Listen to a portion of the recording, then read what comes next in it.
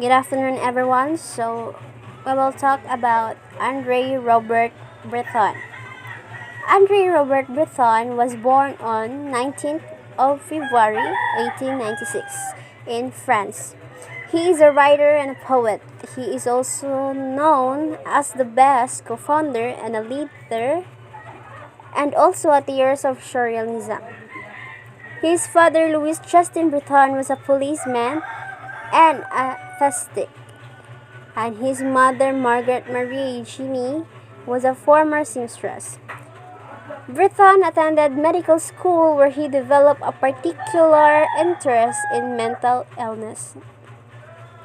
His education was interrupted when he was conscripted for World War I. So, Surrealism. Surrealism is a cultural movement that developed in Europe in the aftermath of World War I, in which artists depicted unnerving illogical scenes and developed techniques to allow the unconscious mind to express itself. Along with his role as the Surrealist movement, he is the author of celebrated books such as Nadja. Nadja begins in the head of André Breton, discussing philosophical questions of realism. He describes one of his theories of the self, explaining that one can only realize one's true self by knowing who is the self is haunted by, implying that there is a true or a divine self in everyone. He then begins talking about coincidence, explaining several unconnected and weird events that have happened, which are only related through the fact that they are all unrelated and random. He also explores other authors' works that he admires, such as Jumao-as and other French artists, explaining how their works have been affected and changed him, connected with his haunted self. He enjoys how the two people that have been touched by the same works can interpret those pieces so differently by explaining discussions and revelations he has had while talking to others. In the second part of the book, a female called Nadja appears, who is a beautiful lady with great stories. She had been through a lot, which has made her a strong person. Being slightly sick and without a stable home, she wishes to change her circumstances. The, the couple meet up several times, and Andre grows more and more intrigued by her until he catches that all her stories doesn't add up, which leads him to stop seeing her. Next, let's move on to the two paintings that relate to the surrealism. The first painting is Leonora Carrington. This relates to itself for being wild and willing to take risks, because before there is no human rights. Second is the Joan Miro, and the painting represents hunger. Now let's move on to André Breton's poem titled Freedom of Love. Freedom of Love. My wife with the hair of a wooden fire, with the thoughts of height lightning, with the whisk of an hourglass, with the waist of an otter in the teeth of a tiger. My wife with the lips of a cockade of, and a bunch of stars of the last magnitude. with the teeth of tracks of white mice on the white earth, with a tongue of rubbed amber and glass. My wife with the tongue of a stub hose, with the tongue of a doll that opens and closes its eyes, with the tongue of an unbelievable stone. My wife with the eyelashes of strokes of a child's writing, with brows of the edge of a swallow's nest. My wife with the brow of slates of a hothouse roof, and of steam on the panes. My wife with shoulders of champagne, and of a fountain with dolphin heads beneath the eyes. My wife with wrist of matches, my wife with fingers of luck and ace of hearts, with fingers of mown hay.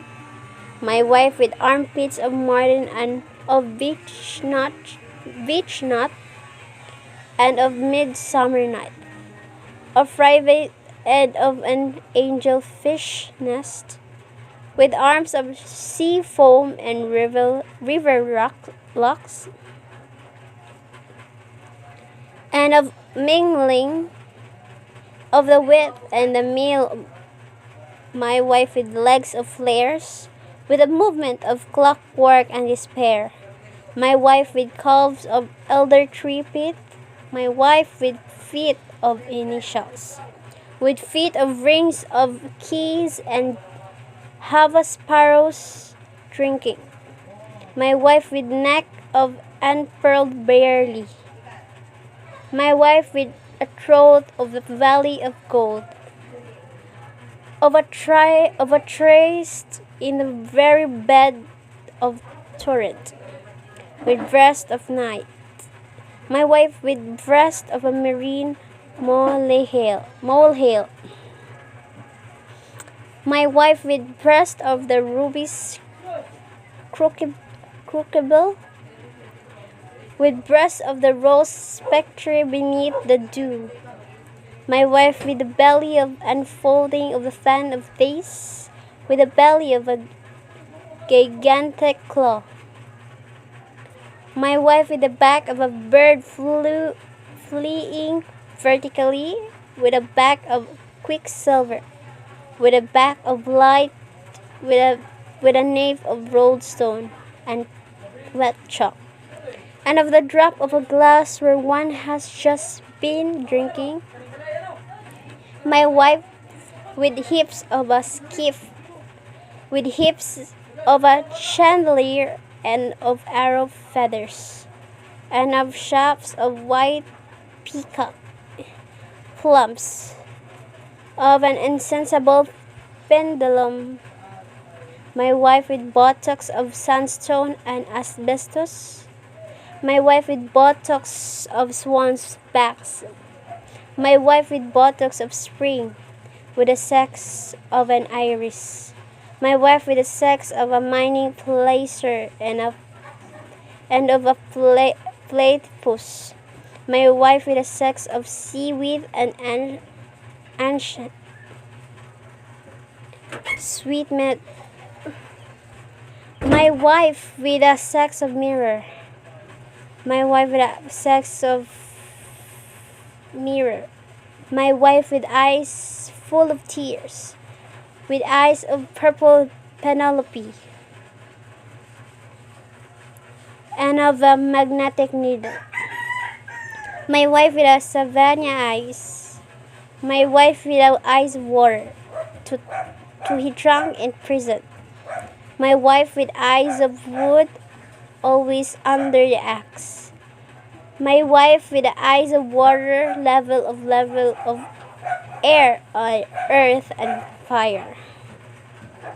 So in André Breton's poem, clearly that the speaker's wife is important to the speaker of this poem.